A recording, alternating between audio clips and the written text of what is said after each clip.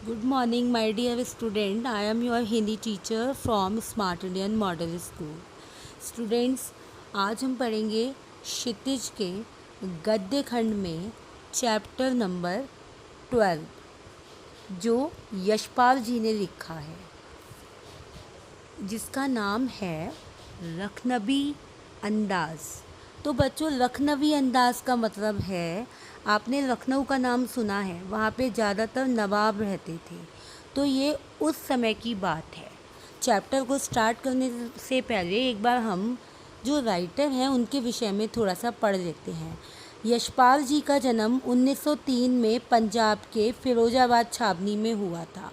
इन्होंने बहुत अच्छी अच्छी रचनाएं लिखी। उनमें से एक है लखनवी अंदाज।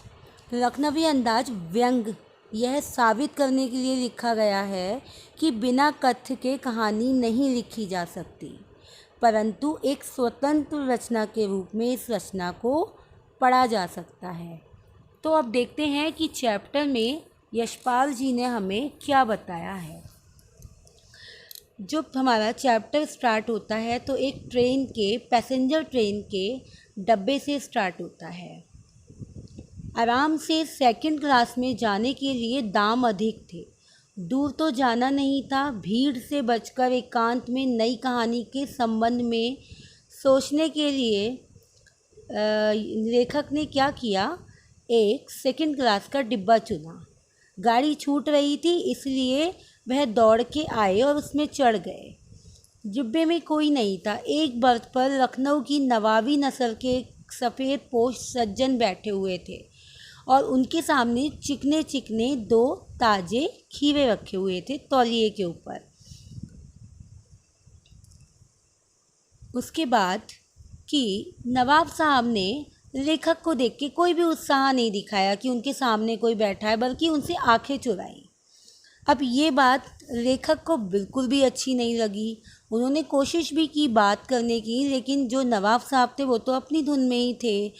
अब लेखक एक किताब पढ़ने लगे और बीच बीच में नवाब साहब को देखने लगे। कनखियों से देखा, मतलब निगाहें चुराते हुए नवाब साहब को देखा। नवाब साहब कुछ देर गाड़ी की खिड़की से बाहर देखकर स्थिति पे गौर करते रहे। उसके बाद में उन्होंने जो किया वो सबसे ज़्यादा अचरज करने वाला था। नवाब साहब ने लेखक से कहा, आदाब अर्ज़ जनाब, खीरे का शौक़ फरमाएंगे। नवाब साहब जो थे ना, उनका एकदम से व्यवहार में परिवर्तन जो था वो लेखक को अच्छा नहीं लगा और उन्होंने कहा, शुक्रिया, किबला शौक़ फरमाए, मीन्स कि आप खाइए, मैं नहीं खाऊंगा।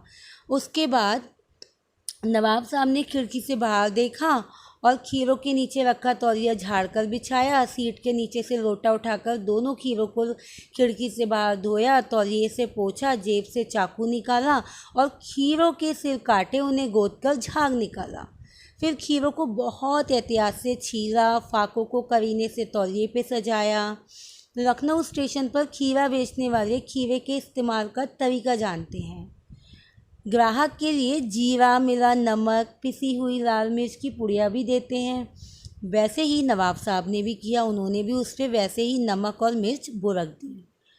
अब लेखक उनकी हर एक एक्टिविटी को देखता रहा कि मियाँ नवाब जो हैं वो रईस बनने की कोशिश कर रहे हैं सिर्फ, लेकिन वो है नहीं। नवाब साहब ने फिर एक बार और पूछा, बल्लाह शौक़ कीजिए, लखनऊ का बालम खीरा है। और लेखक ने देखा कि खीरा तो बहुत ताज़ा था और उसके ऊपर नमक मिर्च भी था, तो उसके मुंह में पानी तो आ रहा था, बट वो एक बार मना कर चुका था तो उसने दोबारा से ही मना कर दिया। फिर क्या हुआ, नवाब साहब ने खीरे की फाकों को उठाया, होठों तक लेकर गए, सूंघा और सूंघने के बाद उसके स्वाद से ही अपनी पलकें मूंद लीं और मुंह में पानी भर आए, इस प्रकार से घूंट भरा कि जैसे पानी आया और गले से नीचे उतर गया। नवाब साहब ने फाक को खिड़की से बाहर छोड़ दिया। अब ये चीज़ लेखक की समझ में नहीं आई कि इन्होंने इतने करीने से खीरे को धोया, काटा, नमक मिर्च लगाया, सजाया, उसके बाद खाया क्यों नहीं, केवल सूंघा और बाहर फेंकते गए। नवाब साहब ने खीरे की सब फाकों को खिड़की से बाहर फेंककर तौलिए से हाथ और होठ पोंछे और गुलाबी आंखों से हमारी ओर देखा, मीन्स लेखक की ओर देखा, मानो कह रहे हों यह है खानदानी रईसों का तरीका।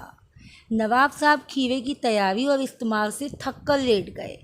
अब लेखक जो था वो ये सोचता रहा कि क्या ये है खानदानी तहजीब, नफासत और नजाकत कि इंसान अपने आप को बड़ा दिखाने के लिए क्या क्या नहीं करता है, चाहे वो हो या ना हो।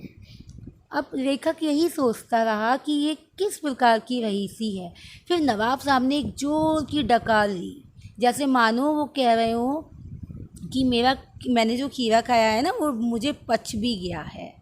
अब नवाब साहब ने डकार ली और लेखक की तरफ देखकर कह दिया, खीरा लजीज होता है लेकिन होता शकील, नामुराद, मैदे पर बोझ डाल देता है। ज्ञान चक्षु खुल गए लेखक के। उसने तभी कहा, ये है हमारी नई कहानी के लेखक। तो बच्चों ये था हमारा चैप्टर। अब हम इस चैप्टर के उन क्वेश्चंस को एक बार देखेंगे जो हमेशा एग्ज़ाम में आते हैं। नवाब साहब ने बहुत ही यत्न से खीरा काटा, नमक मिर्च बुरका, सूंघकर खिड़की से बाहर फेंक दिया। उन्होंने ऐसा क्यों किया? ये क्वेश्चन बच्चों बार बार आता है। बिना विचार घटनाओं और पात्रों के भी क्या कहानी लिखी जा सकती है? यशपाल जी के इस विचार से आप कहाँ तक सहमत हैं? इसी प्रकार बच्चों यहाँ पर देखिए 2-3 क्वेश्चन और मैंने दिए हुए हैं जो एग्ज़ाम में बार बार पूछे जाते हैं। तो आपको ये वाले क्वेश्चंस बहुत अच्छे से रेडी करने हैं, याद करने हैं और चैप्टर को समझना है। तो ये था आज का हमारा चैप्टर लखनवी अंदाज़। तो बच्चों इसमें हमने आज ये सीखा कि किस प्रकार से कोई रईसी का नाटक कर सकता है और केवल एक खीरे और एक नवाब साहब से पूरी कहानी लिखी जा सकती है। मीन्स कि अगर हमारे पास बहुत सारे पात्र घटनाएं नहीं हैं तो भी हम एक कोई कहानी को लिख सकते हैं। तो आज का जो हमारा पार्ट था वो हमें यही समझाने की कोशिश कर रहा है। होप कि आपको ये चैप्टर समझ में आया होगा। एक बार इस चैप्टर को बुक से भी रीड कर लीजिएगा तो आपको और अच्छे से ये चैप्टर समझ में आ जाएगा। और बच्चों इन क्वेश्चंस को तो बहुत अच्छे से याद करना है।